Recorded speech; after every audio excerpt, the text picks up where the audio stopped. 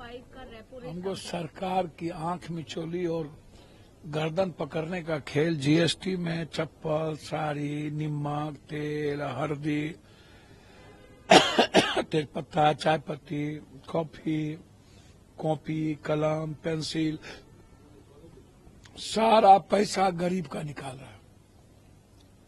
1 भी रुपया घर में नहीं रहेगा। तो अब तो जिंदगी बर्बाद कर दिए, जिंदगी बची है क्या? तो आप उसमें जिंदगी तबाह कर दिए। दूसरी चीज,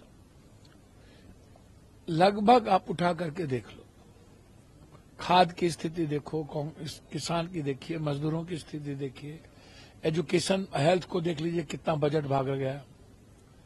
हेल्थ के हालात को आप देखिए, उस पर कोई बजट नहीं है, एजुकेशन पर बजट नहीं है। तो 0.2% आप एक तो 20-25% लोन लेते हो घर के लिए। कौन घर बना लेगा 20-25% लोन में भैया? और 5 साल के बाद 0.2 की बात आप करते हो। तो ये पहले इसी तरह आप आंख में चोली का खेल खेलते थे। गैस सिलेंडर क्या हाल किया गैस सिलेंडर का इसने? लगभग गैस सिलेंडर बंद हो गया, खत्म हो गया। गरीब आदमी के घर में तो गैस सिलेंडर ले ही नहीं सकता 900, 1200, 1800 रुपया में। कहां से भरेगा भैया गैस? कहां से आप हर महीना ये गरीब आदमी भरेगा? तो ये अच्छा। दूसरी चीज, 8 लाख रुपया पर मिडिल क्लास को छूट थी, 2 लाख आप बढ़ा करके आप 25 लाख वाले को 30% कर दिए। जीएसटी में आप बर्बाद कर दिए। तो ये सामने में दिख जाएगा आपको कि कितना झूठ बोलते हैं। नोटबंदी से लेकर, अब ब्लैक मनी से लेकर के, जाली नोट से लेकर के, 2 करोड़ नौकरी से लेकर, 15 लाख रुपया से लेकर, startup, skill, standup, Jan Dhan, MSP, mandi system का झूठ से लेकर किसान 1300-1400 मर गया, आत्महत्या कर लिया। इनकी झूठ पे झूठ, झूठ पे झूठ, झूठ पे झूठ। जब जब चुनाव आता है तो ये नया शगुफा छोड़ते हैं, झूठ बोलते हैं और दूसरे तरफ से तिगुना पैसा वसूलते हैं। ये इतना ही झूठ पब्लिक को ये लोग करते हैं। आप उठा के देखिए, मजदूरों का तो आधी भी मजदूरी नहीं बची। कोरोना के बाद इन्होंने क्या हासिल किया इस कंट्री का? कोरोना के बाद तो कुछ भी स्थिति नहीं है। दिल्ली में चुनाव हो गए, इसके बाद आम आदमी पार्टी कह रही है, उम्मीदवारों को फोन कर रही है बीजेपी, 15-15 करोड़ रुपए का ऑफर दिया जा रहा है। देखिए, एक बात समझिए, जैसा रोपिएगा वैसा पाइएगा। रोपिएगा बबूल, खाइएगा खजूर। तो अपने लोगों को छोड़ के अरविंद जी बीजेपी को ला करके दिए तो बीजेपी तोड़ेगी।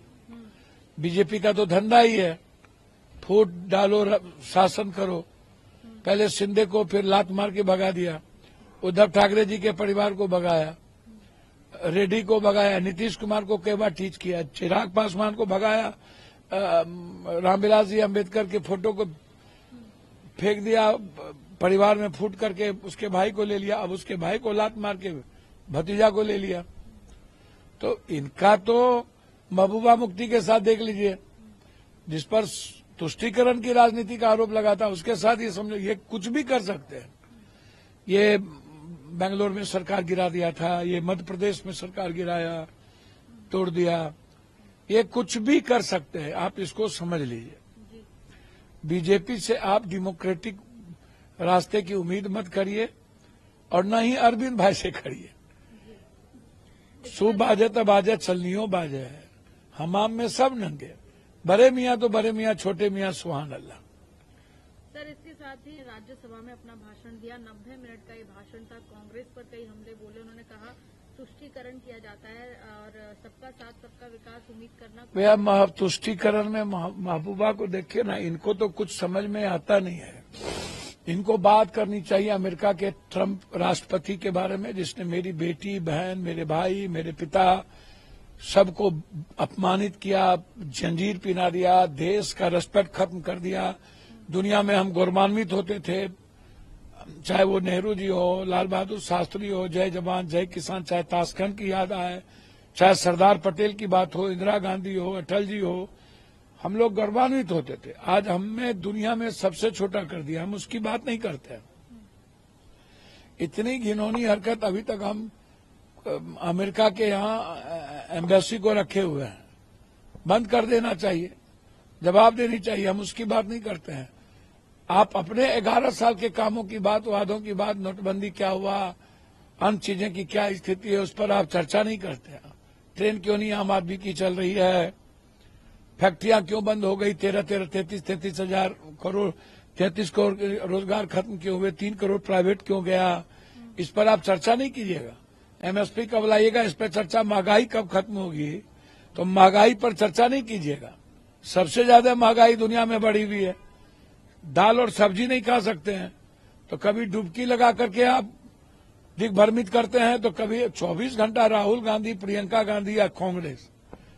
तो इतना नाम तो ये भगवान का लेते तो बेहतर पार हो जाता। जितना 3 बार आप कहते हैं पीएम है, तो फिर गाली देने की क्या जरूरत। 3 बार पीएम रहने के बाद यदि हिंदू खतरे में है, तब तो हमको चुल्लू भर पानी में डूब के मर जाना चाहिए। और 3 बार के बाद भी हमको नाम लेना पड़े विपक्ष का, कांग्रेस का, और उसमें भी राहुल गांधी। तो आप सोचिए कि जब हम किसी का नाम लेंगे तो इसका मतलब हमारे भीतर डर है कोई बात की। तो देश के पीएम को डर हो 3 बार पीएम बनने के बाद, और देश के मुद्दों पर बात नहीं, करेंसी पर बात नहीं, जीडीपी पे बात नहीं, पर कैपिटा इनकम पे बात नहीं, एजुकेशन और हेल्थ पर बात नहीं, 1 नेशन 1 एजुकेशन पे बात नहीं, फैक्ट्रियां कैसे निर्माण होगा, बिहार को आप विशेष पैकेज कब दोगे, झारखंड का जीएसटी कब दोगे, इस पर कोई चर्चा नहीं। बस एक ही रोते रहना है, गाली देते रहना है। यह परंपरा इस देश की नहीं रही है, परंपरा आदरणीय नरेंद्र मोदी जी ने ही शुरू किया है। तो इसका मतलब है कि नरेंद्र मोदी जी सबसे डरपोक पीएम बने, और हमारी सारी पॉलिसी खत्म हो गई। नेपाल से भी डरे, बांग्लादेश में एएसआई का चीफ जाके बैठ जाता है, उस पर चर्चा नहीं होती। पाकिस्तान का वही हाल, वियतनाम, ताइवान, चाइना की मुट्ठी में चले गए। चाइना वैसे ही नेपाल के पोखरा में आके अपने आर्मी का बेस बना लिया, उस पर चर्चा नहीं। अमेरिका हमको औकात बता दिया सबसे, आजादी के बाद दुनिया में, जबकि आज तक कोई देश इस तरह का औकात नहीं बताया, उस पर चर्चा नहीं। बस एक ही रोना, कब्रिस्तान, शमशान, ईद, बकरीद, वक्फ, संभल, जमीन, ऊपर, आकाश, पताल, एक ही चर्चा, एक ही झूठ। 144 साल के बाद कुंभ लगा, हर 12 साल के बाद कुंभ लगा। कम से कम 3, 4, 5 हजार, 10 हजार के लगभग लोग मर गए। तो आप इसको समझिए ना, देश के पीएम को बात करना चाहिए 140 करोड़ लोगों की। ये कभी बोलेगा 84 करोड़ लोगों को, 85 करोड़ लोगों को हम अनाज देते हैं 5 किलो। अरे मेरे ही टैक्स का पैसा, अरबा चावल। तो समझिए ना हमारी कंट्री कहां है। बात करनी चाहिए इनको बेसिकली हेल्थ एजुकेशन पे, ये बात करते ही नहीं, भागते हैं और देश का रेस्पेक्ट घटा दिया।